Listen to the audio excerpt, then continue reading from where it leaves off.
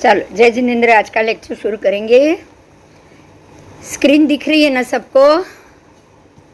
हाँ हाँ हाँ हाँ। चलो, क्लास में लास्ट क्लास में वही चला था, कांक्षा मोहनीय कर्म कौन कौन बांधता है। बराबर। जो जीवों के तर्क यानी कि बुद्धि, संज्ञा, लॉजिक, ये ऐसा है तो जरूर ऐसा ही कारण होगा। ये तर्क जब भी आएगा आपको मति ज्ञान और श्रुत ज्ञान का प्रयोग यहाँ जरूर आएगा, ऐसा समझना है। क्योंकि जो जीवों के तर्क, संज्ञा, प्रज्ञा, मन और वचन जिनके नहीं होते ना, देखिए संज्ञी पंचेंद्रिय तिर्यन, संज्ञी पंचेंद्रिय नारकी, संज्ञी पंचेंद्रिय मनुष्य और संज्ञी पंचेंद्रिय देव, उसके अलावा किसी के भी लॉजिक और मन, बुद्धि, वचन होते ही नहीं, है ना। तो जिनके ये नहीं है वो भी कांक्षा मोहनीय कर्म का वेदन करते हैं, बस उनको पता नहीं है लेकिन फिर भी वो वेदन करते रहते। समझ में आया? ये यहाँ कांक्षा मोहनीय कर्म का वेदन का अर्थ आप क्या समझो, जरा मुझे बताओ, बहुत जरूरी। ये कर्म बंधन है या छूटना है वेदन करना?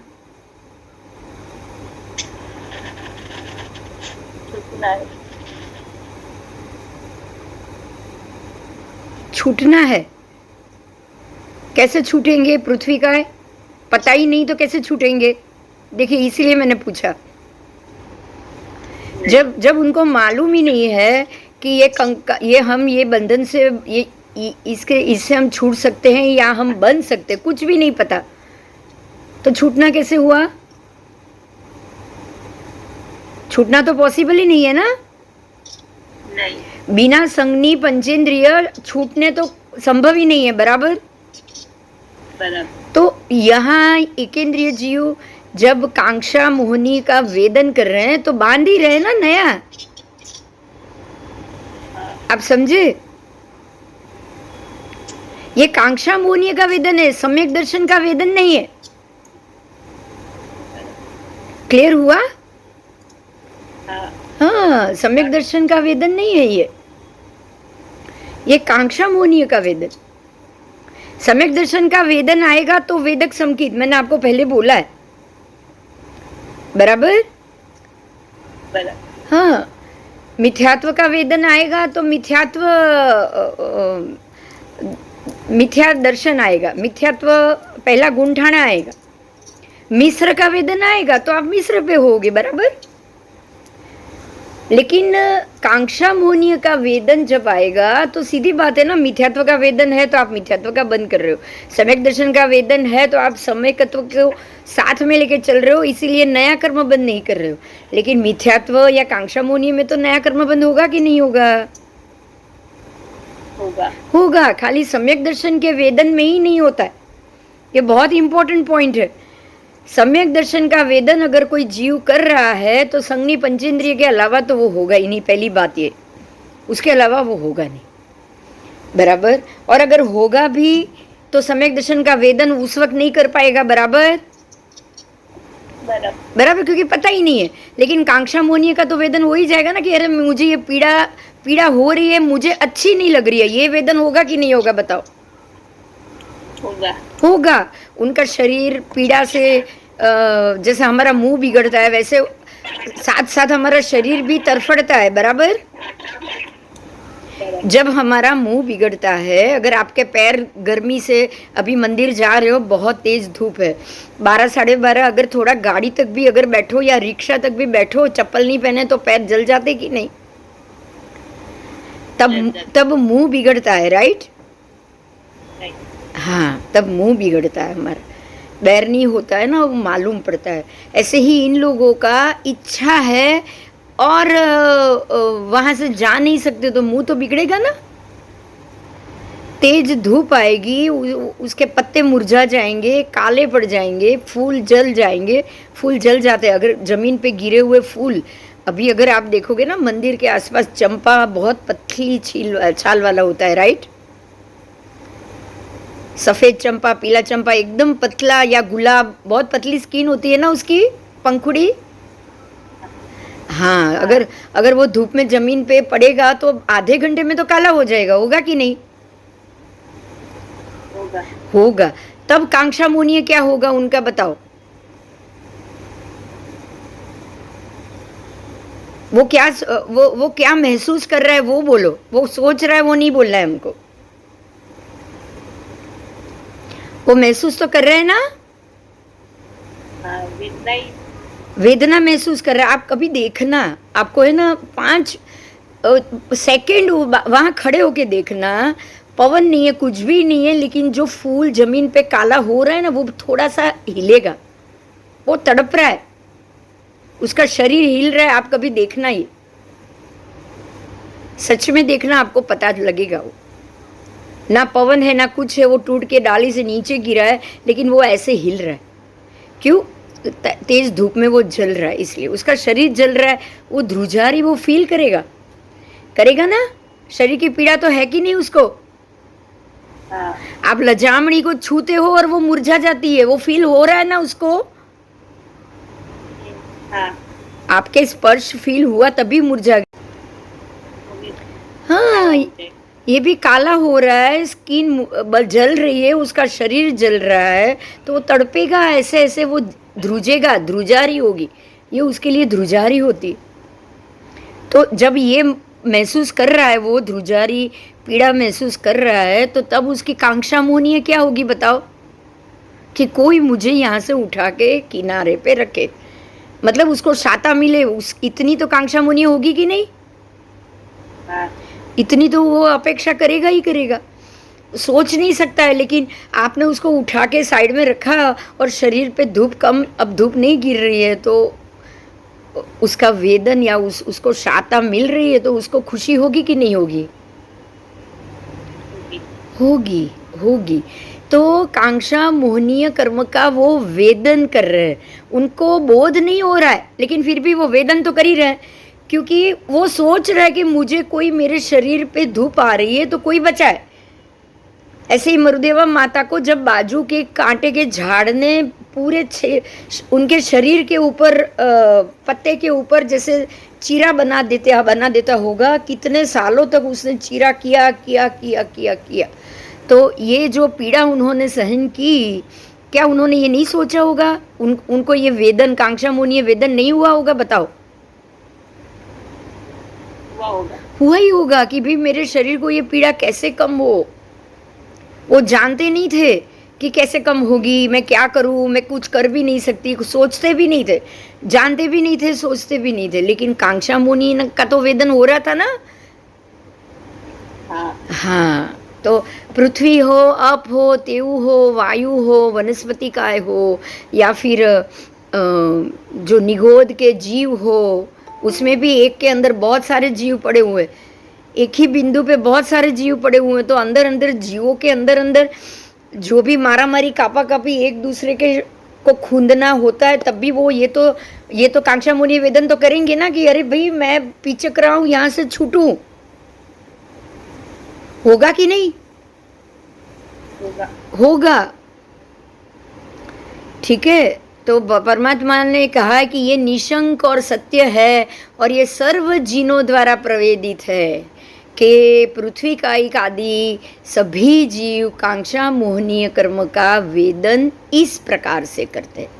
ठीक है। एक सवाल से, हाँ बोल बोल। અચ્છા, હવે સમજો પથ્થર હોય, પથ્થર હવે એમાંથી ભગવાનની મૂર્તિ થાય છે, એને કાકાનાથી પહેલા કરે છે, ત્યારે પણ એને તો ફિલિંગ્સ હતી જ હોય. હા, થાય જ, થાય જ ને. એને કાંક્ષા મોહનીય તો એને પણ આવા ટંકારા ઓછા પડીની હોય કે નહીં? હા, એટલે એને તો ખબર નથી કે હું શું મારું શેને માટે યુઝ થઈ રહ્યો, રાઈટ? એને ખબર નથી, પણ એને જેટલા ટાંકણા આવે છે ને, એને દુઃખ અને તકલીફ થાય છે. એટલે જે તકલીફ થાય છે ને, એમાં એ કર્મ બંધ કરે છે, એમાં એ કર્મ બંધ કરશે. ના ના, કર્મ ખપે નહીં ભાઈ, એનેથી છૂટવું છે, એનું તો વેદન થયું ને, ખપવાના ક્યાં છે જ. સમ્યક દ્રષ્ટિ જીવના ખપે, એ સિવાય કોઈના ખપે નહીં. આ યાદ રાખજો, ફરીથી બોલું છું હું, સમ્યક દ્રષ્ટિ ના જ ખપે, બાકી બધા વેદન જ કરે. વેદનનો અર્થ શું છે કે એ કર્મનું તમારું પરિણામ ચાલી રહ્યું છે પૂર્વ બાંધેલું, એમાં તમે ફરીથી નવા બાંધી રહ્યા છો. વેદનનો અર્થ જ આ, વેદનનો કોઈ બીજો અર્થ નહીં, ખાલી સમ્યક દ્રષ્ટિનું જ વેદન વેદક સંકિત, બાકી કોઈનામાં બી વેદન સાથે વેદકના ટાઈમે કોઈ સમ્યક દર્શનમાં નામ લાગશે નહીં. સમજી લેજો. ફરીથી કઈ મગજમાં પ્રશ્ન હોય તો પૂછો. પાણીનું પણ એવું છે, અપકાયનું પણ. તમે એને ઉકાળી રહ્યા છો, એના શરીરને ગરમી આપી રહ્યા છો કે નહીં? હા, કેમ ભગવાન કેમ આમ પાણી નથી વાપરતા? જરૂર હોય ત્યારે જ કેમ વાપરે છે? આ સવાલ છે કે નહીં? બોલો. જરૂર હોય ત્યારે વાપરે છે ને જરૂર હોય ત્યારે ઉકાળેલું જ વાપરે. સમ્યક દર્શન તિર્યન હશે ને, એ પણ બપોરના 12 થી 2 ની વચમાં જઈને નદીએ પાણી પીશે, એ પણ ત્યારે જ પીશે. તિર્યંશમાં સમ્યકદર્શી તો જઈ શકે છે ને, જઈ શકે છે. અને એને ખબર છે કે જ્યારે આ ગરમ પાણી હોય ત્યારે જ મારે પીવાનું. એના અંદર તો આ સંજ્ઞા પડેલી છે ને સમ્યકદર્શીની અંદર. જો આજે એક સમ્યકદર્શી શ્રેણિક રાજા જેવા, કૃષ્ણ રાજા જેવા, રાવણ જેવા કોઈ તપ વપ કશું નથી કર્યું, જેને ચોવિયારે નથી કર્યા, કાંઈ નથી કર્યું, પણ અંદર તો પડ્યું છે ને કે આ બધું પાપ છે, આ બધું મારે ત્યાગ કરવાનો છે, મારાથી નથી થતું, પણ આ નથી કરવા જેવું, એ તો ખબર છે કે નહીં? એટલે સમ્યકદર્શીનું વેદન જ નવું બંધ નથી આપવાનો, એ ખપાવી રહ્યો છે. એ સિવાય કોઈ જીવ ખપાવતો નથી. એ સમયે નવું બાંધે જ છે. એટલે બાંધવાને પણ વેદક કહેવાય. જૂનું આવ્યું એને તમે વેદ્યું, સમજાય છે? જૂનું કર્મ સામે આવીને તમે વેદો. उदय चल रहा है और आप उसको वेद रहे हो. उदीर्णा का समय हो गया है, उदय हो गया है, पर वो कर्म सामने नहीं है, तो आपने उसको उदीर्णा की और वो सामने आ गया, कर्म सामने आ गया, आप उसको वेद रहे हो. तो वेदक तो सबके लिए कॉमन है. सभी जीव को वेदक आएगा ही आएगा. अनंत अनंत आत्मा अनंत अनंत जन्मों से भटक रही है, तो हर एक कर्म वेदक है उसका, है कि नहीं? हर एक कर्म वेदक. संसारी जीव आज निगोद में से आज ही बाहर निकला, ऐसा तो पॉसिबल नहीं है ना. निगोद में भी वेदक तो हो ही रहा है. निगोद में भी बैठे बैठे अनंत जीव निगोद में भी अगर बैठा रहा ना, तो भी दूसरे जीवों को उसने भी खूंदा है और दूसरे जीव ने उसको भी खूंदा है. कर्म तो बंद हुआ ही है ना सबका. कर्म बंद एक सेकंड के लिए भी नहीं रुकता है. आज ये नई बात सीखो. एक सेकंड के फ्रैक्शंस ऑफ सेकंड के लिए भी कर्म बंद कभी नहीं रुकता है. कभी नहीं रुकता, कभी भी नहीं. उसी का रुकेगा जिसको सम्यक दर्शन मिल गया हो कि भाई उसको ये संसार से हम बोलेंगे ना, वो उब गया हो, बार बार जन्म मरण से उब गया हो. मतलब अब ये नहीं, ये करने जैसा नहीं है, वो समझ में आ गया हो कि बार बार जन्म मरण करने जैसा नहीं है, मुझे तो ये नहीं चाहिए, ये उसके मन ने निश्चित कर लिया हो. मन का निश्चित करना ही सम्यक दर्शन है. क्लियर हुआ? आप मन से मानो ही नहीं, मन से ये भी मानो और मन से ये भी मानो कि नहीं नहीं, एंजॉयमेंट तो होना ही चाहिए, ऐसे जन्म मरण तो होना ही चाहिए, मुझे तो सबका भला करना ही करना. आज मैं एक ज्योतिष हूँ ना, मैं एक ज्योतिष हूँ. मैं ये सोचूं कि अरे कुंडली देखो, सबके तकलीफ दूर हो जाए, इलाज बताओ, उपाय बताओ, तो ये तो बहुत अच्छी बात है, ये तो पुण्य की बात है, ये तो मुझे हर जन्म में बनना है. बात समझ में आई?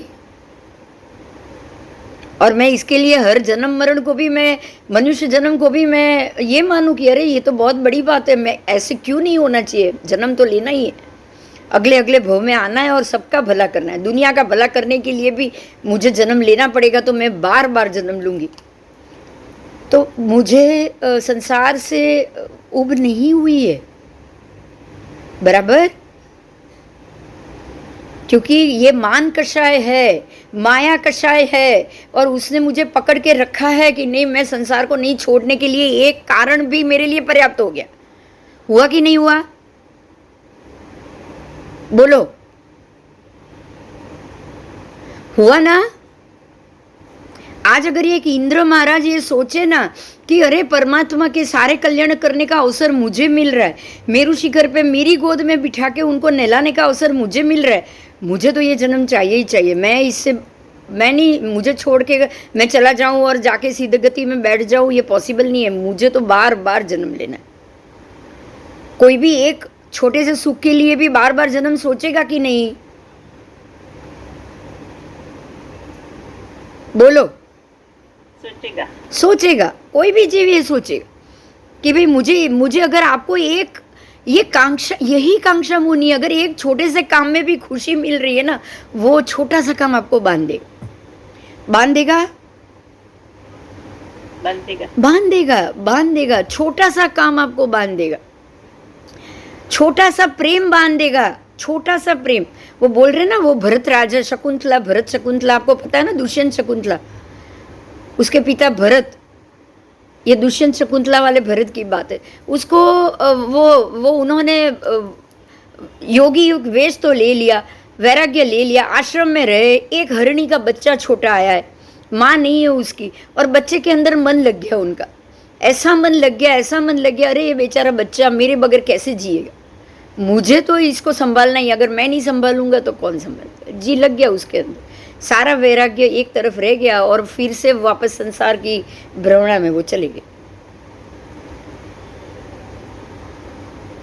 यही बात आप प्रसन्नचंद्र राजर्षि को देखो, एक छोटी सी बात थी, ये उसका बेटे के युद्ध में फंस गया है और सारे दुश्मन आ गए, ये पापा तो यहाँ आके बैठ गए, बेटे का तो उन्होंने ध्यान ही नहीं रखा। तब उन्होंने वो बेटे के बारे में सोचने लगे और लड़ने तक लग गए कि नहीं? बेटे का ही प्रेम था ना वो बेटे के प्रति प्रेम था। वो दूसरे ही मिनट में उनको ख्याल आ गया, जब वो माथे से मुकुट गिरा था, अरे मैं तो मुंडित हूँ, देखा कि मैं तो मुंडित हूँ, और हर जीव को अपना कर्म भोगना होता है, मैं कुछ नहीं कर पाता इसमें, मेरे करने से कुछ नहीं होगा, हर एक जीव, अब मेरे बेटे को अब कर्म में जो होगा वो तो उसको ही भोगना पड़ेगा। वापस वो ध्यान में चले गए, इससे बाहर आ गए, बेटे के लगाव से बाहर आ गए। अगर बेटे के लगाव रहता तो वो तुरंत दौड़ के चले जाते ना उधर, पहुंचते कि नहीं बताओ? पहुंचते। यही कांक्षा मोहनीय है, इच्छा का मोह, कांक्षा मोहनीय, इच्छा का मोह। आपका मन कोई भी सोचेगा, थोड़ा सा भी लॉजिक सोच लिया उसने, थोड़ा सा भी कनेक्शन सोच लिया, ढूंढ लिया कि ये प्रेम मुझे चाहिए ही। गौतम स्वामी का एक ही था, कांक्षा मोहनीय, भगवान भगवान, भगवान के मुंह से मेरा नाम सुनूं, बस यही मोह था। भगवान मैं कुछ पूछूं, भगवान बोले गोयमा, बहुत खुश होते थे वो। एक ही कांक्षा मोहनीय था, वो बार बार बच्चे की तरह सवाल करते थे कि नहीं? करते थे। कर 50-50 हजार शिष्यों के आचार्य, कभी ये नहीं सोचा कि मेरे शिष्य क्या सोचेंगे, ये तो पागल की तरह सवाल करते हैं, इनको कुछ नहीं पता। कभी उन्होंने ये सोचा? बताओ,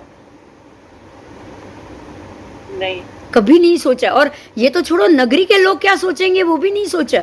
शिष्य तो चलो भी, उनके ज्यादातर केवली, और सबके सब केवली 50 के 50 हजार केवली हो चुके थे, लेकिन अन्य तो 3.5 लाख साधु में से अन्य तो थे कि नहीं?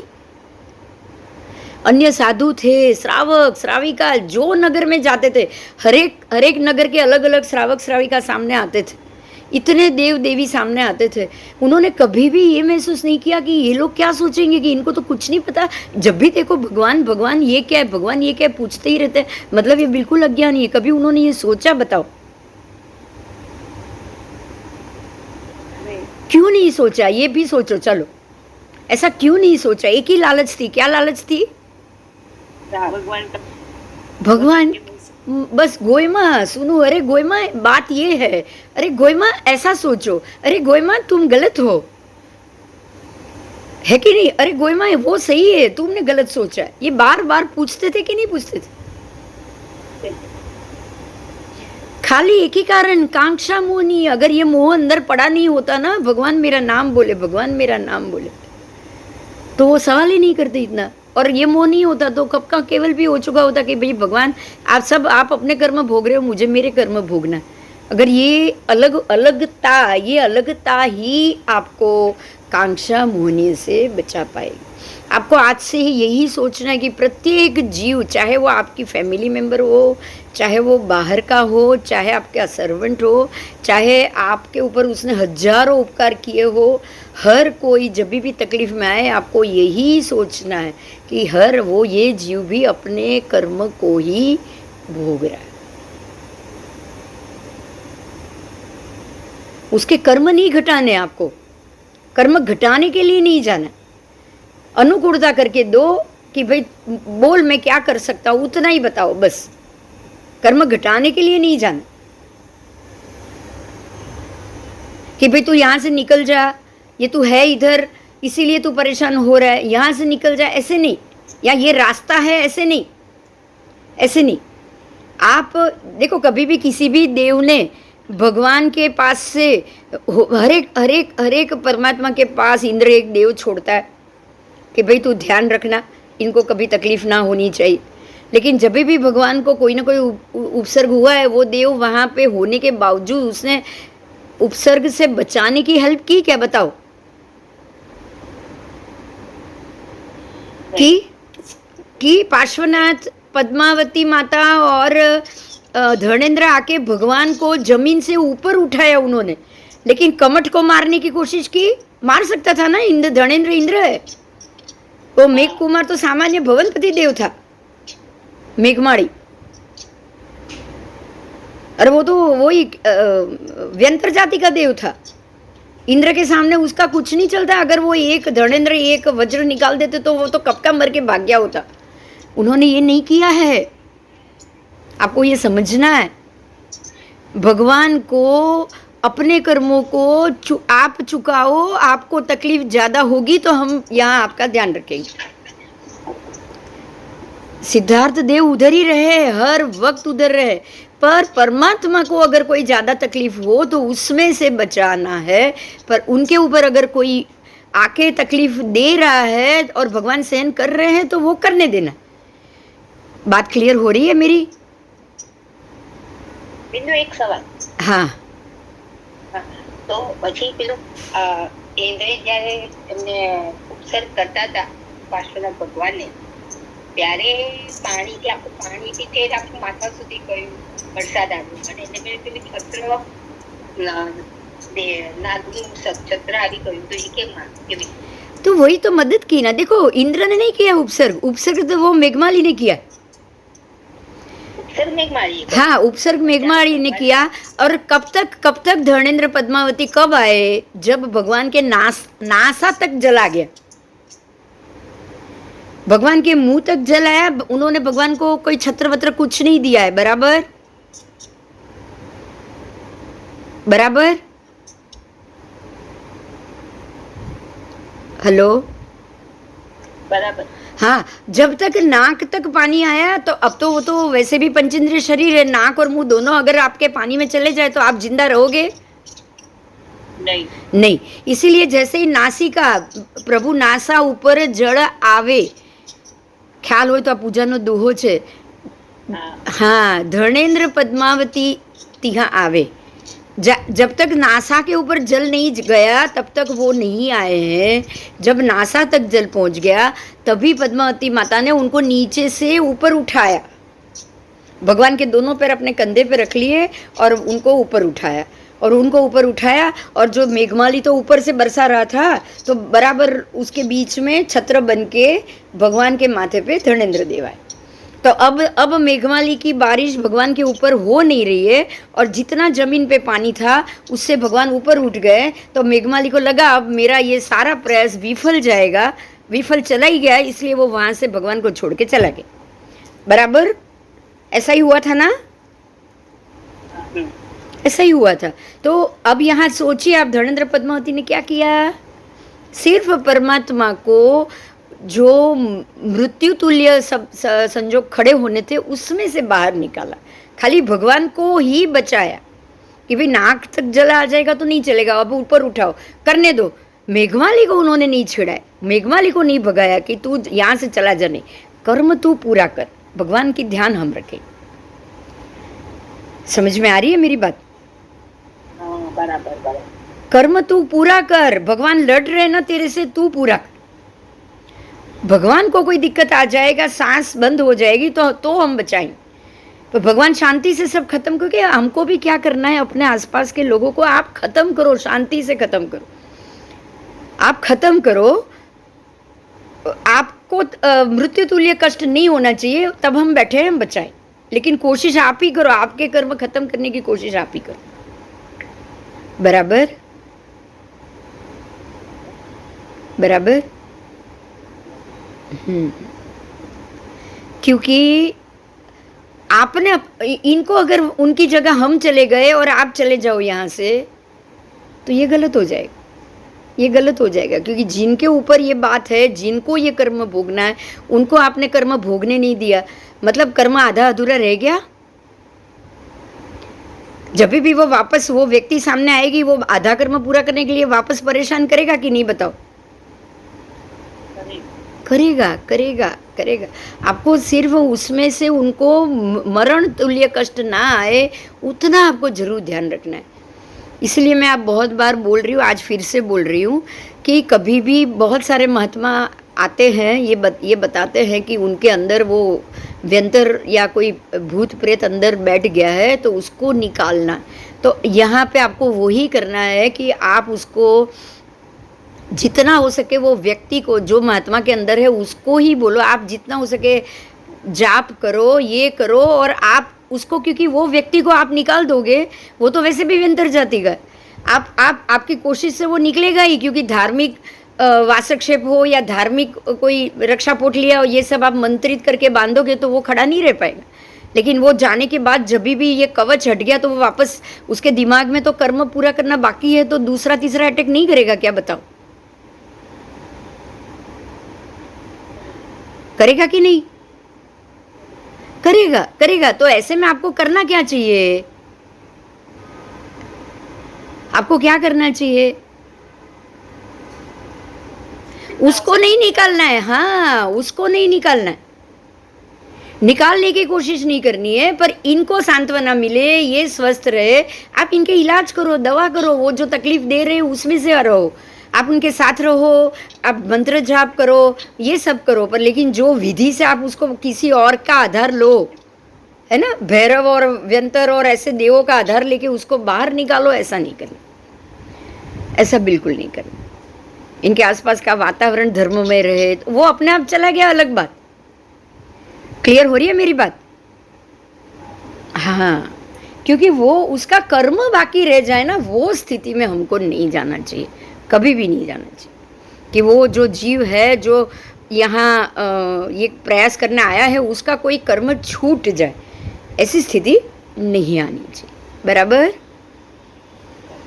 हाँ, आओ। तो कांक्षा मोहनीय कर्म का वेदन प्रत्येक जीव करता है, एक जीव नहीं, प्रत्येक जीव करता है, वेदन करता है, पर उसको बोध नहीं होता। जिनको संज्ञा नहीं है, प्रज्ञा नहीं है, तर्क नहीं है, मन नहीं है, वचन नहीं, सिर्फ काया है, सिर्फ काया, सिर्फ काया। ऐसे कौन कौन से है? पृथ्वी काय, अप काय, तेऊ काय, वायु काय, वनस्पति काय, और ये सारे पांचों जो काय है, उनकी काया है, बाकी उनको पता नहीं। उसमें भी सूक्ष्म भी आ गए, निगोद भी आ गए, निगोद का गोला, असंख्य जीवों का एक शरीर, पर शरीर तो है ना? हाँ है, शरीर तो है ही। तो काया आ गई, मतलब आप कांक्षा मोहनीय कर सकते हो। काया आ गई तो काया को तकलीफ होगी, तभी आप कांक्षा मोहनीय करोगे। बोलो, काया की तकलीफ से ही आपको बचना होता है ना, हर एक को।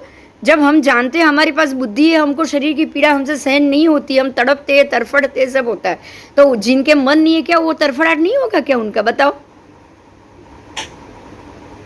होगा ना?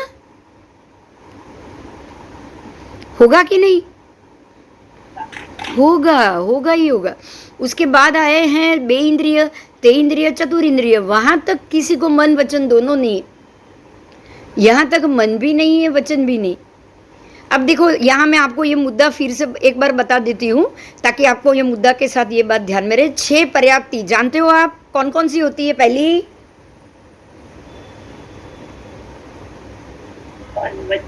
आहार पर्याप्ति, आप याद रखना, ये पहली आहार, उसके बाद शरीर पर्याप्ति, तीसरी इंद्रिय पर्याप्ति, इंद्रिय पर्याप्ति। ये ना मुझे इसलिए याद है क्योंकि ये तत्वार सूत्र की गाथा है, आपको भी ये गाथा याद कर लेनी है। आहार, शरीर, इंद्रिय, पद्धति, श्वासोच्छ्वास, भाष्य, मणे, खाली एक ही लाइन आपको याद रख लेनी, आपको ये सब याद आ जाएगी। मैंने तत्वार सूत्र गाथार्थ किया था, इसलिए मुझे ये बराबर याद रह गया। आहार, शरीर, इंद्रिय, ये 3 पर्याप्ति और मतलब पद्धति श्वासोच्छ्वास, भाषा और मन। तो 6 पर्याप्ति हो गई, हो गई।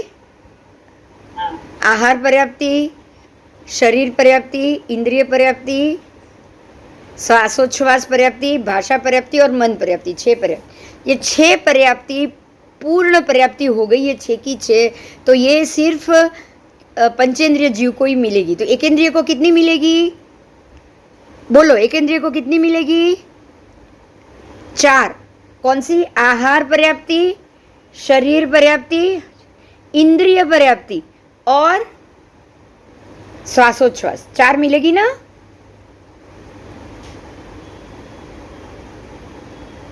मिलेगी ना? 4 ही मिलेगी ना एकेंद्रिय को? 4 ही मिलेगी, आहार, शरीर, इंद्रिय और श्वासोच्छ्वास।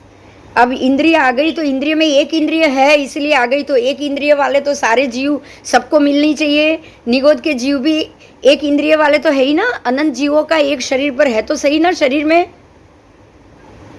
है कि नहीं? शरीर तो निगोद का दिख ही रहा है आपको, इस एक के अंदर बहुत सारी आत्माएं हैं लेकिन है तो सही ना, शरीर तो है। तो निगोद के गोले भी इसमें आ गए, ठीक है। और सूक्ष्म वनस्पति काय भी आ गए, क्योंकि सूक्ष्म वनस्पति काय के आलू के एक टुकड़े के अंदर अनंत जीव होते ना, इसलिए अनंत काय, बराबर। हाँ, तो ये भी, क्योंकि वो भी पर्याप्ति की तरह ही होगा। देखो, आहार पर्याप्ति, वो जीव को भी वहाँ लेने के लिए आहार लेना पड़ता है। आहार, फिर शरीर पर्याप्ति, फिर इंद्रिय पर्याप्ति और श्वासोच्छ्वास। उनके श्वासोच्छ्वास भी नियत है, बहुत लंबे समय तक उसके अंदर वो एक आलू का टुकड़ा जीता है कि नहीं जीता है? जीता है। ऐसा तो नहीं है ना कि ये समूर्ची में 48 मिनट के बाद अदृश्य हो जाएगा, ऐसा है? शरीर तो बनता ही है। जिनका भी शरीर बना, समझ लेना ये जीव 4 पर्याप्ति लेके आएगा। कितनी? शरीर बनेगा तो ही 4 पर्याप्ति, क्योंकि चौथी पर्याप्ति श्वासोच्छ्वास है, राइट? आयुष्य मिल गया, शरीर तो हो गया, आहार, शरीर, इंद्रिय, शरीर ये 3 तक होता है। समूर्छिम जो जीव होते हैं ना, वो पहले आहार करेंगे, अपने ही मल मूत्र में मल मूत्र का आहार करेंगे, उसके बाद शरीर अपना शरीर बनाएंगे और इंद्रिय बनाएंगे, क्योंकि पंचेंद्रिय का मल मूत्र मांस खून परु सब में से पंचेंद्रिय जैसे समूर्छिम तो होते ही है ना, बिल्कुल उनके जैसे शरीर वाले। मेरे मल मूत्र मांस सबके अंदर मेरे ही शरीर वाले बिंदु जैसे ही जीव असंख्य होंगे कि नहीं समूर्छिम? होंगे। तो 3 तो पर्याप्ति उसको मिल गई, 48 मिनट के लिए ही मिली। 48 मिनट के बाद चौथी पर्याप्ति श्वासोच्छ्वास वो बांध नहीं पाया। बांध पाया क्या समूर्छिम? नहीं। तो 48 मिनट के बाद वो मर जाएगा। तो 48 मिनट तक कितनी पर्याप्ति? खाली 3। तो ये आहार, शरीर, इंद्रिय, श्वासोच्छ्वास, ये 4 पर्याप्ति एक इंद्रिय को। श्वास मिल गए उनको, आहार मिल गया, शरीर में एक इंद्रिय मिल गया, श्वासोच्छ्वास, आहार, शरीर, इंद्रिय, एक इंद्रिय, शरीर मिला, एक इंद्रिय मिला और श्वासोच्छ्वास मिला। अब यहाँ एक क्वेश्चन हुआ, आहार फिर शरीर फिर इंद्रिय 3 क्यों? क्वेश्चन हुआ, शरीर और इंद्रिय 2 एक में नहीं आएगा? बोलो।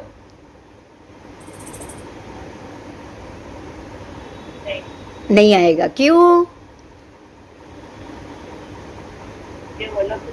हाँ, इंद्रिय तो किसी को 2 भी मिल सकती है, 3 भी मिल सकती है, 4 भी मिल सकती है, 5 भी मिल सकती है, बराबर। इसलिए दोनों को एक में नहीं गिना है, राइट? हाँ, एक इंद्रिय का अर्थ ही शरीर है। तो एक इंद्रिय में जब एक शरीर मिल गया, एक शरीर में एक जीव, एक शरीर में अनंत जीव, उनको भी तो शरीर मिला है, उनको भी शरीर मिला है। और 70.5 भव, एक श्वासोच्छ्वास में 70.5 भव वो भी तो कर रहे हैं कि नहीं? कर रहे हैं। तो भव करना मतलब शरीर जिंदा मरना, तो वो आयु नहीं बांध पा रहे, इसीलिए ना, आयु तो वो भी नहीं बांध पा रहे। आयुष्य अगर बांध पाते तो 1 मिनट में 70.5 भव करते क्या एक श्वासोच्छ्वास में? नहीं करते ना। एक श्वासोच्छ्वास में 70.5 भव नहीं होता उनका। तो एक श्वासोच्छ्वास में 70.5 भव करने वाले कौन जीव? अनंत काय के जीव ना, निगोद के जीव ना। हाँ, एक शरीर में अनंत जीव रहते वो। लेकिन एक बात पे ध्यान दीजिए, क्या निगोद का गोला कभी 48 मिनट में खत्म हुआ? तो समूर्चिम तो नहीं है ना वो। मतलब जन्म मरण करते हुए भी वो जिंदा रहते हैं अंदर ही। हाँ, तो समूर्चिम तो नहीं है। तो इनको क्या बोलोगे आप? इनको शास्त्र में एक और नाम है, याद बता दूं, याद रखना, लब्धि वीर्य करण वीर्य। क्या? लब्धि वीर्य और करण वीर्य। वीर्य ही है ना, अंदर की शक्ति है ना, जो आपको शरीर दे। आप शरीर धारण करने के बावजूद भी, एक शरीर में आने के बावजूद भी आप जिंदा नहीं रह सकते, राइट?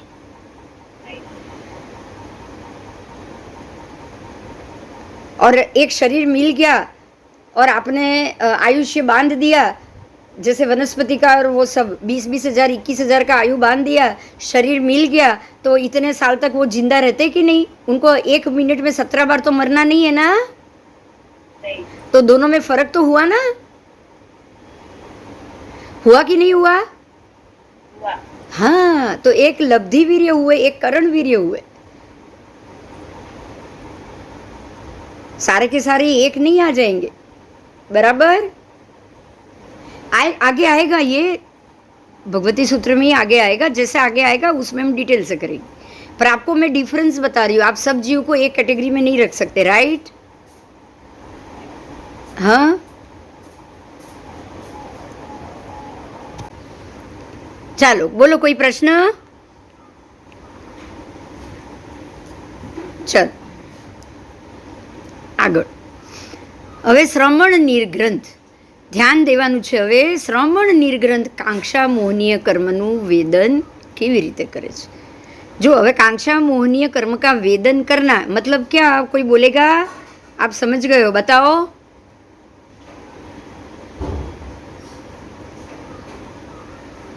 कांक्षा मोहनीय कर्म का वेदन क्या मतलब? कैसे वेदन को क्या कहोगे? कर्म बंद या कर्म से छूटना?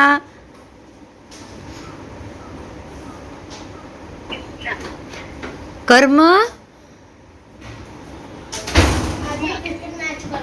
कर्म छूटना नहीं, कर्म फिर से मैंने अभी थोड़ी देर पहले समझाया. क्या बोलो?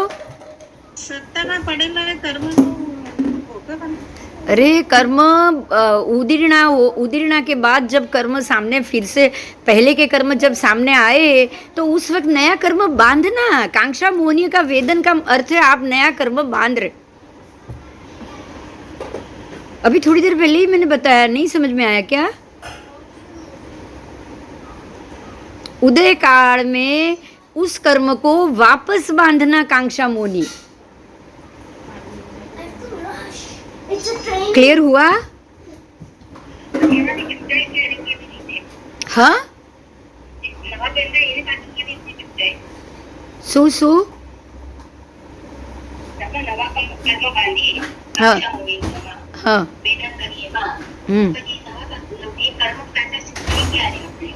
એ તો મેં ફરીથી જો થોડી વાર પહેલા જ કીધું તું, સમ્યક દર્શની હોય ને એના જ કર્મ ખપે, બાકી બધાના બંધાય. કાંક્ષા મોહની વેદનના ટાઈમે, વેદકના સમયે માત્ર સમ્યકદર્શીના જ ખપે, બાકી બધા જ નવા બાંધે. હું બોલી હતી ને થોડી વાર પહેલા, યાદ આવ્યું?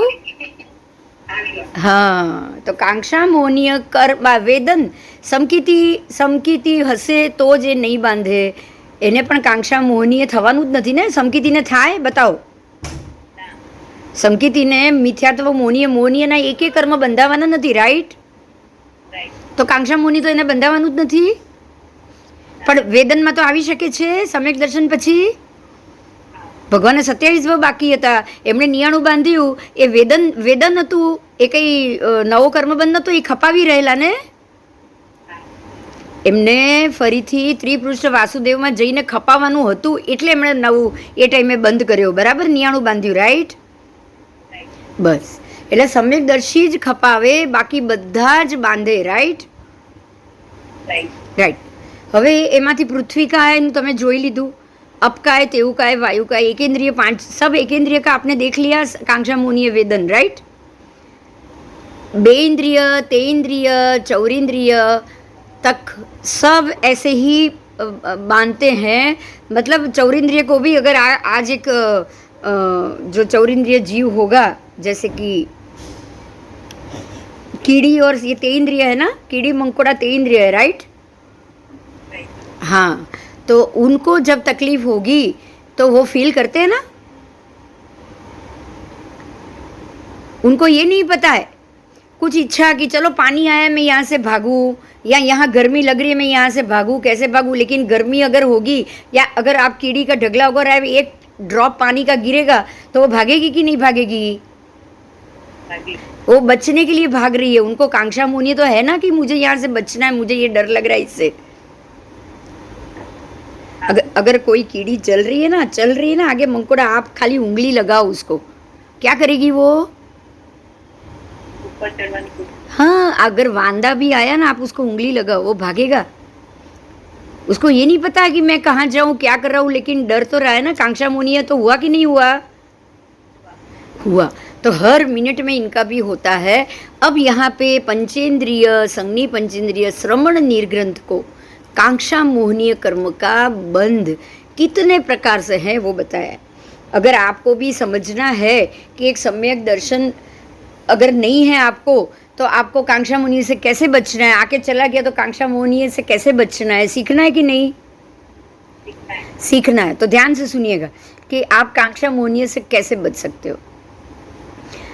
परमात्मा को सवाल किया गौतम स्वामी ने कि श्रवण निर्ग्रंथ कांक्षा मोहनीय कर्म का वेदन कैसे करते हैं, बराबर, उसका वेदन कैसे करते हैं. मतलब जब वो आए तो उस वक्त उसको वेद के नया कर्म बंध किन किन कारणों से करते हैं. तब भगवान ने कहा कि उन ज्ञानांतर, दर्शनांतर, ध्यान से सुनिएगा, चारित्रांतर, मतलब चारित्र, अगर कोई चारित्र का उदय हो और उसमें अंतराय, ज्ञान का उदय हो उसमें अंतराय, दर्शन का उदय हो उसमें अंतराय, लिंगांतर, अगर वो लिंग बदलने की बात हो, अन्य लिंग या स्वलिंगी, ऐसे ऐसे अलग अन्य लिंग और सब लिंगांतर आता है. प्रवचनांतर, प्रवचनी अंतर, प्रवचन प्रवचनी ये दोनों अलग है. प्रवचनांतर मतलब आप सुन के उसमें अंतर कर दो, भगवान की बात ही सुन रहे हो लेकिन उसमें शंका कर लो, जैसे जमाली ने किया. प्रवचनी अंतर, आप प्रवचनी बने हो और कुछ गलत बता रहे हो. ऐसा भी होता है ना, अगर कोई व्याख्यान दे रहा है और वो ये बोले कि अरे परमात्मा की बात तो पता नहीं है लेकिन ये भी अन्य, ये भी सही है, ये भी आप इसको भी मानो, इसको भी मानो, तो उसने अंतर कर लिया, किया? हाँ, किया, क्योंकि उसने कांक्षा मोहनी के कारण ही अंतर किया ना. हाँ. फिर कल्पांतर, एक कल्प और दूसरे कल्प में, जैसे कि पार्श्वनाथ भगवान का स्थविर कल्प अलग था और महावीर स्वामी के स्थविर कल्प अलग था. तो जो महात्मा वो पार्श्वनाथ भगवान के साधुओं को देखता होगा, क्योंकि 250 साल का ही फर्क है, तो उनका भी समुदाय चल रहा है, इनका भी समुदाय चल रहा है, तो दोनों कल्प में अंतर आ गया, तो उससे भी शंका कुशंका होगी कि नहीं? होगी. कांक्षा मोहनीय उसमें भी होगा. तो कल्पांतर से होता है, मार्गांतर से होता है, मतांतर से होता है. मार्गांतर से भी होगा कि भी जैसे भगवान का मार्ग अलग था तो जमाली ने अलग मार्ग ले लिया, राइट? तो उसके साथ जो गए वो सारे मार्गांतर आ गया. मरीचि ने अलग ले लिया तो वो भी मार्गांतर हुआ. मतांतर, मतांतर भी हो गया. अब जो कपिल मुनि जुड़े मरीचि के साथ, वो तो मतांतर से ही आए ना, कि भी भगवान का मत अलग, इनका मत अलग है, लेकिन फिर भी ये सही है तो मैं इनके साथ ही रहूंगा, तो मतांतर हो गया. फिर भांगांतर, भांगा से आप अलग हो जाओ. भाई इतने सारे भांगे हैं, मतलब भांगे का अर्थ है अलग अलग तरीके का अर्थ. भांगा वही हुआ ना. हाँ, अलग तरीके से उसका अर्थ, उससे भी कांक्षा मोहनीय बढ़ जाता है. नयांतर, नए भी कितने प्रकार के हैं? 7 प्रकार के, नए कितने प्रकार के? 7 प्रकार। तो व्यवहार नए निश्चय नए टोटल अलग है। देखो ये मेरी बहुत बार महात्माओं से चर्चा होती है, व्यवहार नए अलग है, निश्चय नए अलग है। निश्चय नए का मतलब एक ही है कि जो परमात्मा ने कहा वही सच। और व्यवहार में क्या आता है कि अगर इसको हम नहीं कर सकते हैं ना, जो परमात्मा ने कहा है वो हम नहीं कर सकते, तो फिर हम व्यवहार से उसको अलग रूप से उसको अपना लो। तो यही हो गया सीधा लौकिक और लोकोत्तर। हुआ कि नहीं बताओ? हुआ। लोकोत्तर है वो निश्चय है, जो सही है वो सही है, यही सिद्धांत और यही सही है। लेकिन व्यवहार में आप उसका उपयोग नहीं करोगे तो आप उससे थोड़े अलग हो जाओगे। होगे कि नहीं? होएंगे। होएंगे, होएंगे। तो नए भी 7 प्रकार के हैं। तो 7 प्रकार के नए हो गए तो किसी एक बात के 7 नियम आ गए अलग अलग। हाँ। तो नयांतर आने से नियमांतर भी हो गए आप। हाँ। आप नियम भी अलग अलग पकड़ोगे ना। हाँ, और प्रमाणांतर, प्रमाणांतर में इसमें भी देखो, जैसे आज देखो ये बहुत ही आपके लिए बहुत ही उम्दा एग्जाम्पल कि आज सब बोल रहे हैं ना प्रमाण प्रमाण प्रमाण दो, मतलब साबिती दो। जैसे ये लोग कैसे पृथ्वी को, ग्लोब को हवा में लटका कर आज आपको पढ़ा रहे हैं, कैसे तिथि का पूरा गणित बदल दिया। दिन छोटा और 28 घंटे की तिथि जो पॉसिबल ही नहीं है, प्रमाण से ये लोग बता रहे हैं कि। तो हम लोग प्रमाण मांगते हैं ना कि भाई प्रमाण क्या है, भगवान कह रहे दिख नहीं रहा है। बहुत सारे महात्मा ये बोलते हैं भगवान ने तो कहा है, आगम में लिखा है, लेकिन प्रत्यक्ष में दिखाई नहीं दे रहा है। तो जो प्रत्यक्ष प्रमाण मांगते हैं ना, उसमें अंतर है कि नहीं बताओ? इतने सारे अंतर पड़ गए और उसकी वजह से हम टोटल मिथ्यात्व के रास्ते पे, झूठ के रास्ते पे चल रहे। आगम को भी गलत मान लिया और आज के साइंस को सही मान लिया। उसी के पंचांग के ऊपर हम सारी अपनी धार्मिक क्रिया भगवान सब कर रहे कि नहीं? कर रहे। तो ये प्रमाणांतर हो गया। हाँ। तो अब ये सब चीज आप क्या कर रहे हो? उदय के टाइम पे सारे के सारे श्रवण निर्ग्रहण आज क्या कर रहे हैं? उदय के समय, कर्म उदय के समय नया वेदक कांक्षा मोनीय वेदन कर रहे हैं। कर रहे। तो आज अगर ये आज के साइंस को सही मानो, आज के हिंदू पंचांग और ये सब पंचांग पद्धति को सही मानो, और उस हिसाब से ये तिथि के हिसाब से अगर आप गणित करो और आराधना करो, तो ये क्या हुआ? कांक्षा मोनी में ये सारी बात आ गई। प्रमाण अंतर आ गया, नय अंतर आ गया, नियमांतर आ गया, भांगा अंतर आ गया, सब आ गया कि नहीं आया? बोलो। आया। क्लियर हुआ? गलत पंचांग को मानोगे तो क्या क्या होगा? ये समझ आए मतलब? हाँ दक्षा,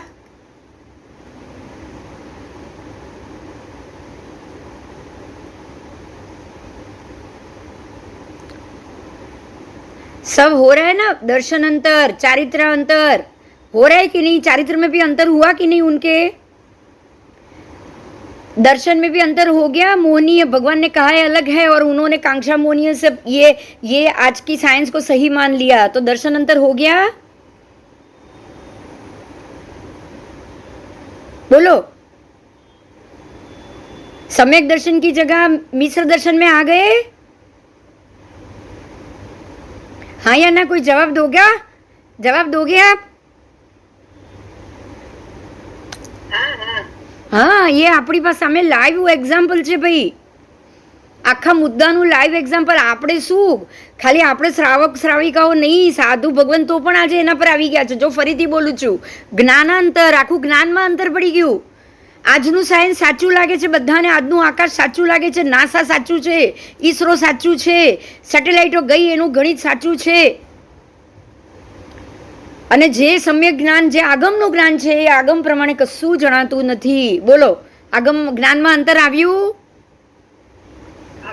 આવ્યું। એના લીધે દર્શનમાં અંતર આવ્યું। સમ્યક દર્શન તો ક્યાંય ઉડી ગયું, મિથ્યા દર્શન મિશ્ર દર્શનમાં આપણે આવી ગયા। એના લીધે ચારિત્ર અંતરમાં આવ્યું। ચારિત્ર મોનીય લાગશે કે નહીં? લાગશે જ। કારણ કેમ લાગશે? ચારિત્ર મોનીય કેમ લાગે? તો કે ચારિત્ર લઈને તો ભગવાનની વાતને સાચી માનવાની હતી તમારે। दरेक श्रमणी निर्ग्रंथ को दीक्षा लेने के बाद परमात्मा की बात को सच माननी थी या आज के साइंस को माननी थी? और मान किसको रह रहे हैं वो? तो चारित्र में अंतर आया कि नहीं? मन वचन काया से लोकोत्तर को मानने की जगह लौकिक को मान रहे हैं। हाँ, तो चारित्र अंतर आया। प्रवचन लिंगांतर भी आ गया, प्रवचन अंतर भी आ गया। लिंगांतर क्यों आया? क्योंकि अन्य लिंग के पूरे गणित को अपना लिया है। किसको अपनाया उन्होंने? अब देखो, खाली एक ये पंचांग तिथि इसका मुद्दा आपको सब में लग रहा है। लिंगांतर कैसे हो गया? तो अन्य लिंग का जो लोकोत्तर लौकिक गणित, लौकिक पंचांग, लौकिक तिथि को आपने लिंगांतर करके अपना मान लिया। माना कि नहीं माना बताओ? हाँ, फिर उसके बाद प्रवचनांतर। प्रवचन में भी ये कह रहे हैं कि हम सही, 2 तिथि वाले 2 तिथि वाले कह रहे हैं हम सही, 1 तिथि वाले कह रहे हैं हम सही। ये गलत। सबके सब कह रहे हैं तो वो जो 3 थोए वाले हम सही, सबके सब गलत पंचांग पे, और सबके सब यही कह रहे कि नहीं कह रहे बताओ? प्रवचन अंतर, खुद प्रवचन भी उल्टा करते हैं, खुद वो भी उल्टा करते हैं कि आज के समय में हमको ये बोला गया, हमको ये बोला गया, हमको ये बोला गया। आगम में पर्याप्त गाथा नहीं है, पाठ नहीं है, गणित नहीं है। प्रवचन में भी अंतर हुआ कि नहीं? कल्पांतर भी हुआ, कल्पांतर तक हो गया। कल्प तो कितने अलग अलग हो गए आप सोचो। 1 तिथि अलग, 2 तिथि अलग, फिर ये अचल गच अलग, खाली तिथि के मुद्दे में हुआ कि नहीं हुआ है?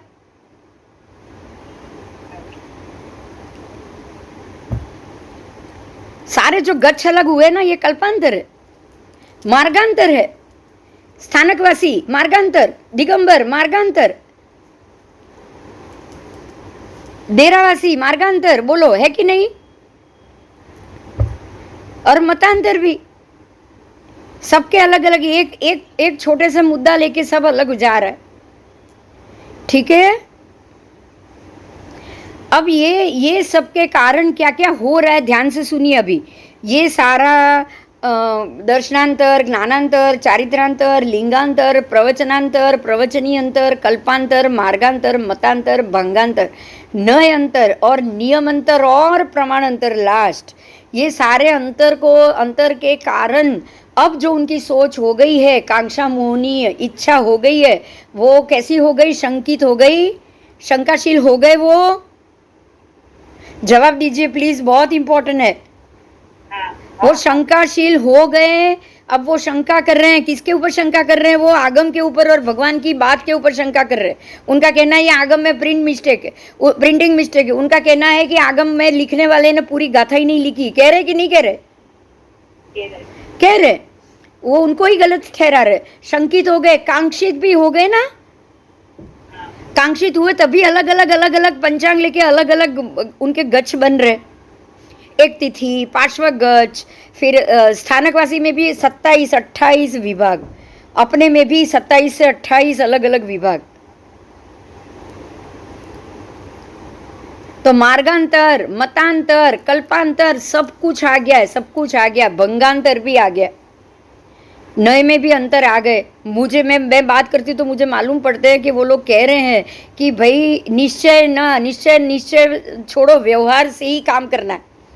निश्चय छोड़ो, व्यवहार से ही काम करना है। आप समझ सकते हो कि क्या कैसे ये पॉसिबल है? सच को छोड़ दो, जो दिख रहा है उसी से काम लो।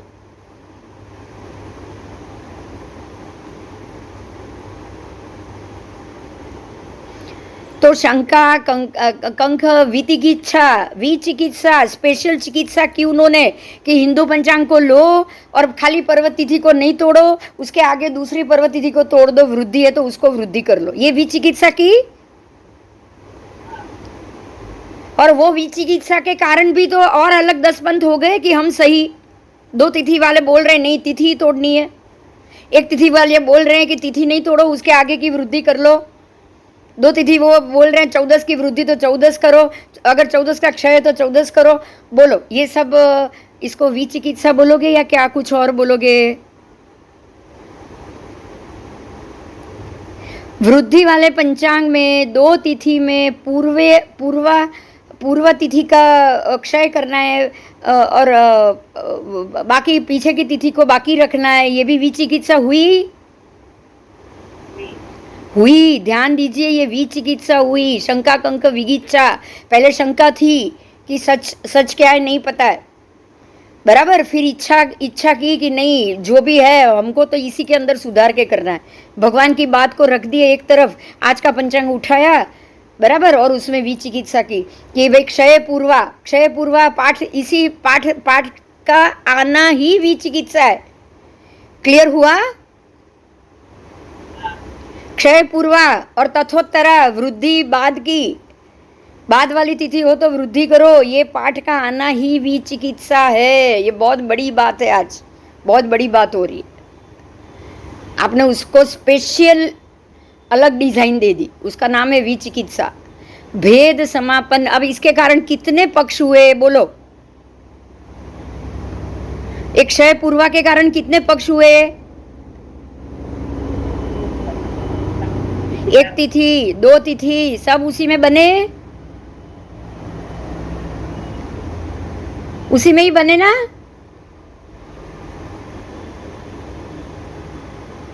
तो भेद बने मतलब भागला हुआ, अलग हुआ, आप अलग, आपका मतभेद अलग, मेरा मतभेद अलग। और लास्ट कलुष समापन, उससे क्या हुआ? आज क्या चल रहा है बताओ? आज क्लेश चल रहा है या प्रेम चल रहा है सभी पंथों में? क्लियर हो रहा है? खाली एक शंका कि आगम अधूरे है, इसका ये परिणाम। आज आपको पंचांग के ऊपर ये पूरा पाठ बहुत अच्छे से समझ में आ गया होगा। आया सबको? तो ये कारण है श्रवण भगवंतों का भी कांक्षा मोहनीय कर्म का वेदन करने का। तो इन्होंने तो वेदन करते वक्त नया ही बांधा ना,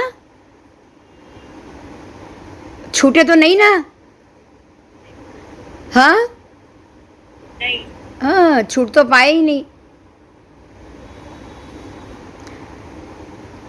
इससे वो छूट तो पाए ही नहीं।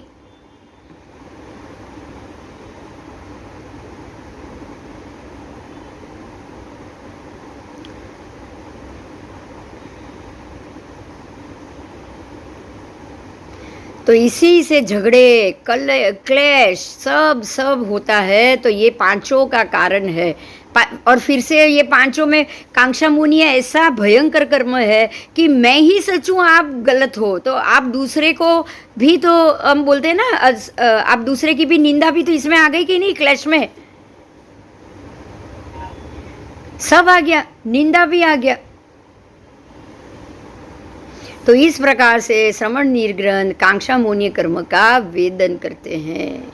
तो ये वेदन करते करते करते क्या नया नहीं बांधेंगे? क्या बांधेंगे ना? यही सत्य है और निशंक है।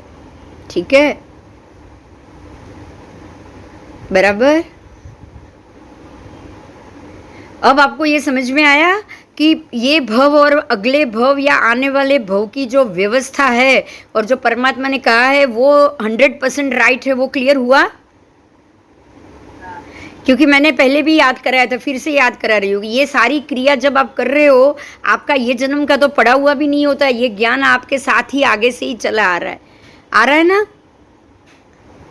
आ रहा है। तो उत्थान, कर्म, बल, वीर्य और पुरुषकार पराक्रम, ये पांचों का अस्तित्व है। ये पांचों का अस्तित्व है। इसीलिए ये कर्म का जब उदय आए या उदीर्ण होके जब वो उदय में आए तो आप उसका वेदन कर सकते हो। तो कर्म का उदय और वेदन आपने बांधा होगा तभी आया ना? हाँ, आपने बांधा है इसीलिए आया। तो अपने आप ये पांचों का अस्तित्व सिद्ध हो गया, पूर्व जन्म का भी हो गया और आने वाले जन्म का भी हो गया। हुआ कि नहीं? वेदन किया है तो अगले जन्म में ये वापस आएगा ना? तो ये कारण है। आप ये भव, पर भव और चालू भव, वर्तमान भव और कर्म का कर्म, बल, उत्थान, सबसे पहले उत्थान, फिर कर्म, बल, वीर्य और पुरुषकार पराक्रम, आप ये सब चीज का रिपीटेशन 100% मान सकते हो। मान सकते हो कि नहीं मान सकते हो? हाँ, ये बात सच है, ये आप बता सकते हो, किसी को भी ये बात समझा सकते हो। ठीक है, ठीक है, बोलो कोई क्वेश्चन।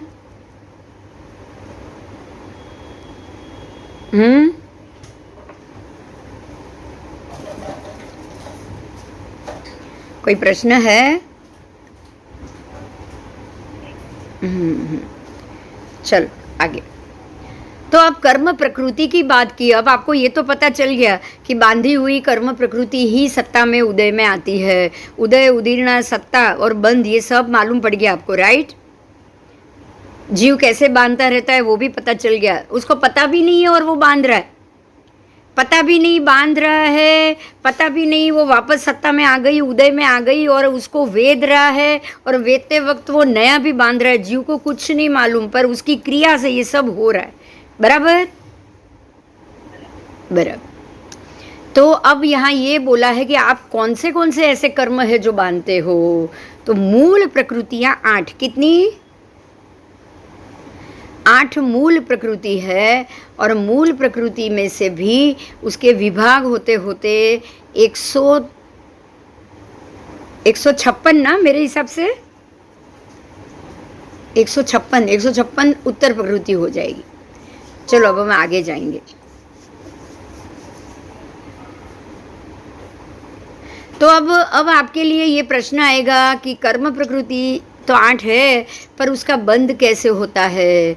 बंध कितने स्थानों के से होता है, मतलब क्या क्या कारण है जो ये बंध कराता है? कितनी प्रकृति उसमें से कितनी प्रकृतियों का वेदन होता है? किस कर्म का कितने प्रकार का भाग होता है, रस होता है, विषय होता है? ये सब सवाल होगा। हाँ, एक साथ आपका कम से कम 7 या 8, 7 भी आप कर्म बांध सकते हो, 8 कर्म भी बांध सकते हो। आपको ये याद रखना है, एक साथ 7 कर्म का उदय भी चल रहा है, वेदन भी चल रहा है, और वेदन के वक्त आप नया बंध भी चल रहा है। 7 का भी चल रहा है, 8 का भी चलता है। तो ये सब चीज पढ़ेंगे ना? तैयारी है ना सबकी? हाँ, आओ। अब ये सबसे पहले उपस्थान और अपक्रमण की बात। उपस्थान का अर्थ है कि आप अपने कर्म प्रकृतियों को घटा के आत्मा को ऊंचाई पे ले जाओ, उच्च स्तर पे ले जाओ, जहाँ से वो कर्म से निर्लेप होता जाए। और अपक्रमण का अर्थ है कि आप पूर्व किए हुए कर्मों के भोगने के समय आत्मा के ऊपर और नए कर्म चढ़ाते जाओ और उसका अपक्रमण करते जाओ। समझ में आया? हाँ। तो जब आप यहाँ गौतम स्वामी ने सवाल किया है कि क्या पूर्व बांधे हुए मोहनीय कर्म के जब उदय चालू हो जाए तब क्या जीव उपस्थान कर सकता है? तो भगवान ने कहा हाँ, वो कर सकता है, वो उपस्थान तो कर सकता है। अब ये प्रश्न किया है और गौतम स्वामी ने, क्या वो वीर्य भाव में उपस्थान करता है या अवीर्य भाव में उपस्थान करता है? तो भगवान कह रहे हैं कि गौतम, वो वीर्य भाव में उपस्थान करता है, अवीर्य भाव में उपस्थान नहीं कर सकता। अब समझ में आया कि वो उपक्रम ऊंचाई पे आत्मा को उच्च स्तर पे कैसे लेके जा रहा है, कैसे भाव में ले जाएगा, ले जा सकता है। अगर वो उसका भाव वीर्य भाव रहा, वीर्य भाव का मतलब क्या हुआ? अगर वो उसके लिए शक्तिमान रहा तो। अगर वो शक्तिमान ही नहीं है तो वापस नया बांधेगा तो अपक्रमण ही होगा ना, उत्थान तो होगा ही नहीं। उत्थान तो होगा ही नहीं। तो वीर्यवान जीव ही ये कर पाएगा। वीर्यवान यानी शक्तिमान। अब शक्तिमान, इसमें आत्मा को उपस्थान कराने के लिए कौन सी शक्ति काम आती है?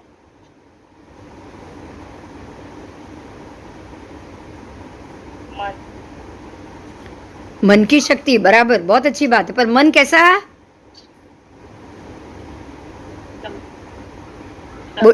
समकीति मन। कौन सी शक्ति? समकीति मन। समकीति जीव का मन, सम्यक दर्शनी जीव, सम्यक दर्शनी मन, सम्यक दर्शनी वचन, सम्यक दर्शनी काय, है ना? दर्शन ज्ञान चारित्र तीनों मिलेगा तो ही सम्यक दर्शन જ્ઞાન ચારિત્રાણી મોક્ષ માર્ગ આ તત્વર સૂત્રનો પહેલો પાઠ, પહેલી ગાથા. શું? सम्यक दर्शन ज्ञान चारित्राणी मोक्ष मार्ग. मोक्ष मार्ग के लिए कौन जिम्मेदार? सम्यक ज्ञान, सम्यक दर्शन, सम्यक चारित्र. अगर ये तीन है तो ही मोक्ष मिलेगा, नहीं तो नहीं. समझ में आ गया? मतलब क्या है कि सम्यक ज्ञान तो आत्मा के अंदर के 8 ज्ञान में सम्यक आ गया. हाँ, सम्यक सम्यक ज्ञान, सम्यक दर्शन. दर्शन किसको मिला? मन को मिला. मन का मिथ्यात्व से बाहर निकलना, परमात्मा में श्रद्धा रखना तो मन के बगैर तो होगा ही नहीं. होगा क्या? नहीं. और चारित्र कौन देगा? शरीर. बहुत अच्छा, बहुत अच्छी बात. शरीर के बगैर, पंचेंद्रिय शरीर के बगैर ना दीक्षा ले पाओगे, ना ही आप चारित्र में का पालन कर पाओगे. राइट? राइट? हाँ, आपको जब ये आरंभ समारंभ और संरम से बाहर आना है तो बिना चारित्र संभव है? बिना काया आप कर सकते हो? नहीं. तो सम्यक दर्शन यानी कि पहले सम्यक ज्ञान यानी कि आत्मा के ऊपर लगी हुई सारी कर्मों की आवरण का हटना, तो ही ज्ञान आएगा ना. ज्ञान तभी खुलेगा. सम्यक दर्शन यानी कि जो मन, जो इंद्रिय से जो मन बनता है, वो मन में मोक्ष के प्रति श्रद्धा को मजबूत करना. तो मन से आपका सम्यक दर्शन आया. ज्ञान से आत्मा की शुद्धि आई. आत्मा के ऊपर के कर्मों के आवरण की शुद्धि ज्ञान से होगी. समझ में आ रहा है? ज्ञानावरण ही आत्मा को खुलता खोलता जाएगा, दर्शन करता शुद्ध करता जाएगा. दर्शन से किसकी मन की शुद्धि होती जाएगी? सम्यक दर्शन से. और चारित्र से शरीर के द्वारा आप जो भी नया पाप कर्मों के बंध का स्थान है उसको बंद करते जाओगे. बराबर? बराबर. तो सम्यक दर्शन, सम्यक ज्ञान, सम्यक चारित्र के कारण ही आप आत्मा को उपस्थान करा सकते हो. उपस्थान कराने के लिए आत्मा को ऊपर के स्टेज में, सिद्ध गति के स्टेज में लेकर जाने के लिए बोलो, मेहनत कौन करेगा? मेहनत कौन करेगा? वीर्यवान जीव, जिसके अंदर ये तीनों है. सम्यक ज्ञान भी है, सम्यक दर्शन भी है, सम्यक चारित्र भी है. अगर तीन में से एक भी नहीं है, वो मेहनत करेगा? नहीं. ये तीनों नहीं है, वो मेहनत करेगा? नहीं. मिथ्यात्वी तो करेगा ही नहीं ना. अरे मोक्ष होता ही नहीं. यहाँ खाओ पियो मजा करो, बस यही अगला जन्म भी नहीं होता है. पूर्व भव भी किसने देखा है? दिखाओ तो मैं मानू. बराबर?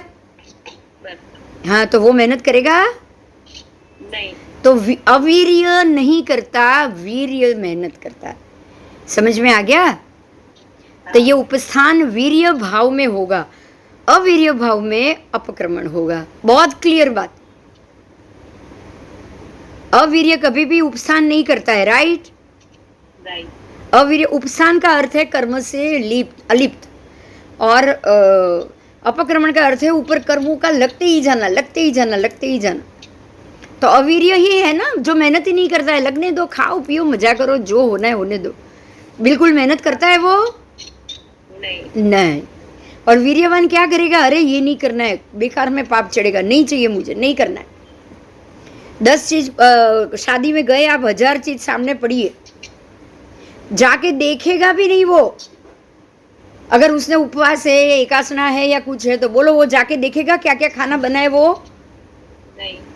कौन क्या खा रहा है वो देखेगा? नहीं तो करण अनुमोदन लग जाएगा. समझ में आया? तो ये वीर्यवान ही कर सकता है ना अपने आप पे कंट्रोल.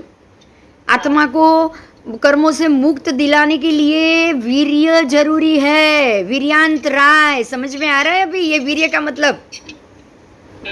वीर्यांतराय होगा तो ही आपकी आत्मा का उपस्थान होगा। वीर्यांतराय से ही ये सब शुरू होता है। वीर्यांतराय से ही वीर्य का फौरना यानी कि बढ़ाना। जैसे आप वीर्य का ज़्यादा बढ़ाओगे तभी तो सम्यक ज्ञान आएगा, नहीं तो कहाँ से आएगा बताओ? आएगा? नहीं हाँ नहीं, सत्य क्या है वो जानेगा। एक नौकार जाना, निसार के भव में नौकार क्या है जाना। महात्मा को खाली खाना ही खिलाया ना, ये तो पूर्व जन्म के संस्कार थे ना कि भाई किसी को खिलाओ फिर खाओ, अकेले नहीं खाना चाहिए, सामान्य संस्कार थे। एक महात्मा दिख गए तो महात्मा को बोला कि भाई आप खाओ तो मैं खा पाऊंगा, नहीं तो मेरे को खिलाए बगैर मेरे को नहीं खाना, ऐसा नियम है। तो महात्मा ने ये कह दिया कि चलो ये तो बहुत अच्छी बात है कि आपको ये नियम है, ये नियम है तो अभी मैं भी आपको कुछ देना चाहता हूँ। आपने भी मुझे, आपने खाना दिया तो मैं आपको कुछ और देना चाहता हूँ। आपने मुझे ये जन्म के लिए भाथा दिया तो मैं आपको ये भव के लिए भाथा देना चाहता हूँ। महात्मा ने वही कहा ना? हाँ, तो महात्मा बोल रहे हैं ये हाथ जोड़ो और नौकार गिनो, मैं आपको ये भव से बाहर निकलने का भाथा देना चाहता हूँ कि भाई क्या करोगे, जन्म मरण तो ये तो रोज आओगे, रोज जन्मोगे मरोगे, मोक्ष जाओ छूटो यहाँ से, तो उसके लिए नौकार मंत्र है। तो नैसार को भी लगा कि हाँ ये जन्म मरण करके क्या फ़ायदा है, अगर मैं नौकार लेकर या उसकी साधना करके छूट सकता हूँ तो मुझे ये संसार में वापस नहीं आना है। उसने सोचा ना उसी वक्त, ये बिना सोचे, सोचना ही सवीर्य हुआ। क्या हुआ? सही। ये सोचना ही सवीर्य हुआ। ये डिफरेंस सोचो, यही तो वो वीर्यवान ही सोच सकता है। जो सोचता नहीं है, जिसको मन वचन काया कुछ नहीं है, जिसको संज्ञा बुद्धि नहीं है, ये सारे अवीर्य जीव हो गए। निगोद के सारे जीव अवीर्य हो गए। एकेंद्रिय, पृथ्वी काय, अप काय, बे इंद्रिय, ते इंद्रिय, चौरिंद्रिय सारे अवीर्य हो गए। देखो बहुत क्लियर हो रहा है, अवीर्य सवीर्य। तो ये सारे जीव कोई आत्मा का उपस्थान नहीं करेगा। वो जब भी न कर्म का भोग आएगा, उदीर्णा के वक्त कर उदय में आएगा, तो वो सबके सब फिर से नया वेदक कांक्षा मुनीय वेदन करते रहेंगे ना। लेकिन जो सवीर्य है, जिसको मोक्ष चाहिए, जिसको सम्यक दर्शन चाहिए, वो अलग से मेहनत करेगा इसके ऊपर और वो ही आत्मा का उपस्थान करेगा। तो बाकी सवीर्य है वो उपस्थान करेगा और अवीर्य जीव क्या करेगा? अपक्रमण। क्या करेगा? अपक्रमण। क्लियर हो गया? एकदम हो गया? हाँ। तो अब जो आप जो आत्मा जो वीर्य भाव में उत्थान कर रहा है उसको स्पेशल नाम दिया है पंडित वीर्य भाव। क्या? पंडित वीर्य। उसमें भी दो है, पंडित वीर्य भाव, बाल वीर्य भाव। उसमें भी दो है। पंडित वीर्य भाव का मतलब है वो ज्ञान से सोचता है, समझता है और ये कर रहा है। और बाल वीर्य भाव में ये है कि मुझे नहीं पता है कैसे, लेकिन भगवान ने कहा है तो मैं करूँगा। मिलेगा ना ऐसा भी? सोचने वाला। बराबर? हाँ। तो बाल पंडित वीर्य यानी कि खुद, अब देखो आपको यहाँ तुरंत मालूम पड़ जाएगा, स्वयं बुद्ध, परमात्मा स्वयं बुद्ध कहलाते हैं, राइट? स्वयं बुद्ध सिद्ध। और बाकी के जो जीव उनको देख के, उनकी बातें सुन के जो बुद्ध हुए, तो वो उनकी बातें सुन के बुद्ध हुए ना, तो ये बाल पंडित वीर्य हो गए। वो सारे परमात्मा का अनुकरण करते हुए कि नहीं? तो बाल पंडित वीर्य हो या पंडित वीर्य भाव हो, दोनों के दोनों मोक्ष तो जाने वाले हैं। तो वीर्य भाव वाला जीव मोक्ष जाएगा ही जाएगा, चाहे वो खुद समझ के करे, चाहे वो किसी और के समझ से करे। बराबर? बराबर, एकदम क्लियर। बहुत मजा आ गया आज, है ना? हाँ हाँ। अब ये इसी में आगे क्वेश्चन है कि हे भंते, क्या पूर्वकृत मोहनीय कर्म के उदय काल में जीव अपक्रमण करता है, मतलब पूर्व से जो किए हुए जब उदीर्णा काल में जब वो कर्म सामने आए तब जीव अपक्रमण करता है। तो हाँ, क्योंकि तभी अपक्रमण होगा ना। हाँ उदय काल में जो कर्म चला है, अगर उस वक्त वो भी आपने मिथ्यात्व में बांधा होगा, तो मिथ्यात्व का तो उदय हुआ ही है उदय में। अब आपके पास सम्यक दर्शन है, अगर है तो आप उसमें से बच पाओगे, लेकिन अगर आपका सम्यक दर्शन चला गया जिनका भी, उनके लिए तो मिथ्यात्व का उदय हुआ कि नहीं वापस, वो तो अपक्रमण ही करेगा। तो अपक्रमण होता है उसमें भी, बराबर। तो क्या वो वीर्य भाव में भी अपक्रमण करता है या अवीर्य भाव में करता है? तो भगवान कह रहे हैं वो वीर्य भाव में अपक्रमण करता है, अवीर्य भाव में अपक्रमण नहीं करता। तो वीर्य भाव में ही वो करता है। क्यों? क्योंकि वो वीर्य भाव, कोई भी जीव वीर्य भाव में ही अपक्रमण कर सकता है, अवीर्य भाव में अपक्रमण नहीं कर सकता, परमात्मा का ये कहना है। क्योंकि वो अवीर्य भाव में तो कर्म बंद करेगा ना नया। अपक्रमण यानी कि आप जो स्थान से हो, सम्यक दर्शन से हो, वहां से गिरना, वो तो बिना संगनी तो आप कर ही नहीं पाओगे। नहीं, बिना संगना बुद्धि पंचेंद्रिय के बगैर तो आप ये कर ही नहीं पाओगे। तो हर पंचेंद्रिय जीव तो वीर्य भाव वाला हुआ कि नहीं? संगनी पंचेंद्रिय तो वीर्य वाला है ही, और वो ही गिरेगा ना। गिरना किसको है? जिसमें बुद्धि है वो ही गिरेगा। अब जो है ही नहीं, जो सारे चतुरिंद्रिय तक के सारे जीव अवीर्य है, उनको कभी भी उत्थान के समय उत्थान भी नहीं करना है, तो अपक्रमण भी नहीं करना है। Right right. अब यहाँ ये बात समझ में आ गई, गिरेगा कौन? जिसमें अक्ल है, बराबर। और संभलेगा भी कौन? जिसमें अक्ल है। उत्थान कौन करेगा? आत्मा को आध्यात्मिक स्तर पे कौन लेके जाएगा? जिसमें अक्ल है। समझ में आ गया? तो गलती भी अक्ल वाला ही करेगा और उत्थान भी अक्ल वाला करेगा, आध्यात्मिक बनेगा भी अक्ल वाला। क्लियर? क्लियर कि कोई प्रश्न?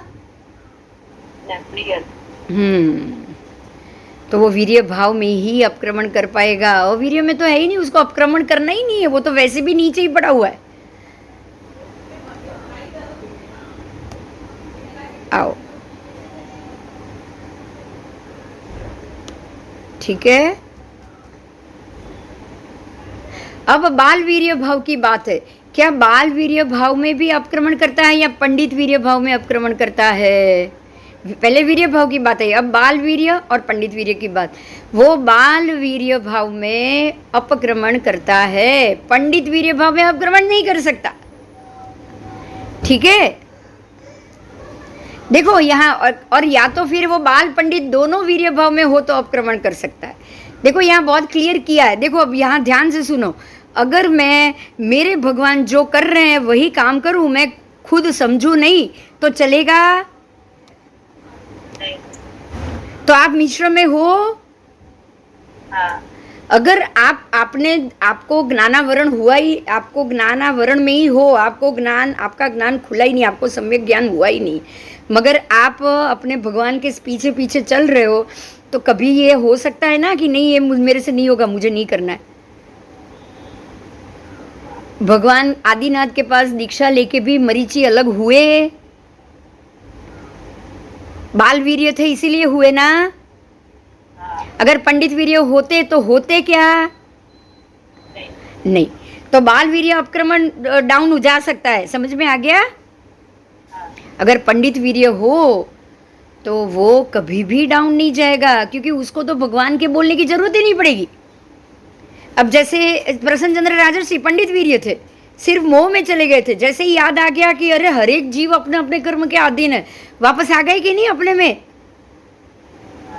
हाँ। तो पंडित वीर्य कभी भी अपने आप को उत्थान भी करा सकता है और उत्थान से अपक्रमण से बच सकता है, उसको अपक्रमण नहीं करेगा। पंडित वीर्य कभी अपक्रमण नहीं करेगा, वो हमेशा उपस्थान ही करेगा। क्लियर? क्लियर? और अगर मिश्र होगा कोई तो वो अपक्रमण कर। हाँ, तो वो अपक्रमण करेगा। तो अब समझ में आ गया, ये बाल वीर्य का अर्थ ही हुआ मिश्र। हाँ। और पंडित वीर्य का मतलब हुआ सम्यक दर्शन। सम्यक। ठीक है। हाँ। हाँ, और अवीर्य का मतलब हुआ मिथ्यात्व। अवीर्य का क्या मतलब हुआ? मिथ्यात्व। मिथ्यात्व। इनको सम्यक दर्शन है ही नहीं, तो इनका तो ऐसे भी अपक्रमण है, तो इससे तो ज्यादा अपक्रमण तो इनका होगा ही नहीं ना। नहीं। ऑलरेडी अपक्रमण में है वो, ऑलरेडी अपक्रमण। हाँ, चलो। तो अब आज आप ये सीख के एक बात जरूर आज तय करोगे, हम सब एक बात तय करेंगे। कौन सी बात? कि अब भगवान करे अब हम कभी भी ये बाल वीर्य या पंडित वीर्य से बाहर निकले ही नहीं, हम वीर्य भाव में ही आए। आप इतना तो सोच सकते हो कि नहीं? हाँ। कि हमें वो निगोद से लेकर चतुर इंद्रिय तक जाने की आवश्यकता पड़े ही नहीं। आप ये सोच सकते हो कि नहीं सोच सकते हो? सोच सकते हो। आप इतना तो सोच ही सकते हो कि कम से कम परमात्मा आप हमको वीर्य भाव में तो लाओ, हम उतने तो कर्म जरूर करें, मतलब उतने पाप से तो हम जरूर बचे कि हम अपने आत्मा को अपक्रमण में ना ही लेके जाए।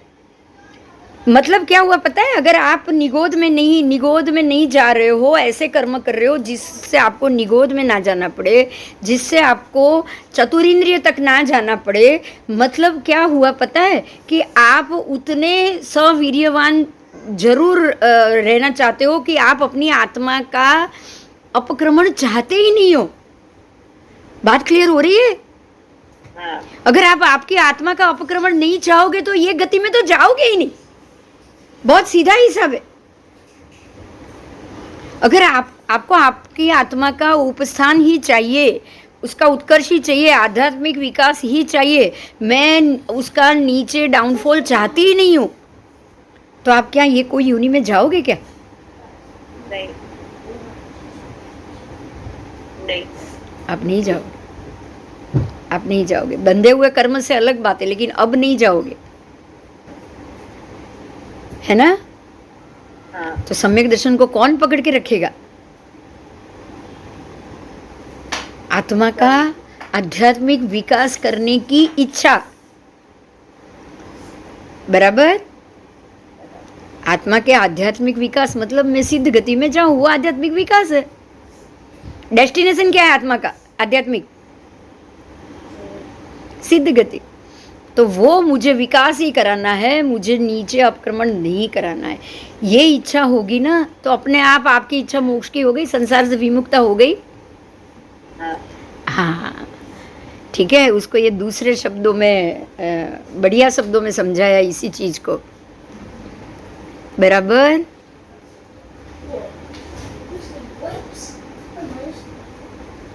ठीक है। तो बाल पंडित जो मिश्र है, मिश्र ज्ञानी, मिश्र मोहनीय वाला, वो उपशमन काल में अपक्रमण करता है, कर्म के उपशमन काल में। और जो अवीर्य, हाँ, पंडित वीर्य नहीं, बाल वीर्य, खाली बाल वीर्य भी अपक्रमण करता है। लेकिन पंडित वीर्य ही है जो कभी भी ये कर्म के उपशमन काल में कभी भी अपक्रमण नहीं करता है, क्योंकि वो सम्यक दर्शनीय है। बराबर? बराबर। आज मजा आ गया, बहुत अच्छा हो गया। आपको ये तीनों समकित मोहनीय, मिश्र मोहनीय, ये मोहनीय पूरा समझ में आ गया। बोलो, अभी कोई प्रश्न है?